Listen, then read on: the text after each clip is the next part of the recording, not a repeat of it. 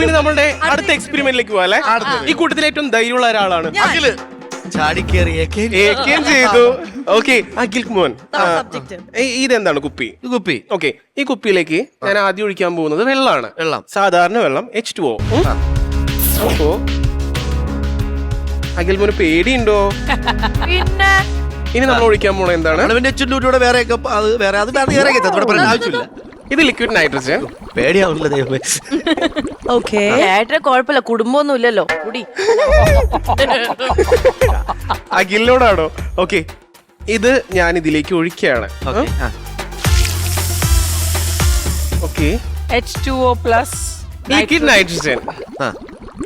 ഇതാ ഞാൻ സയൻസ് പഠിക്കാത്ത.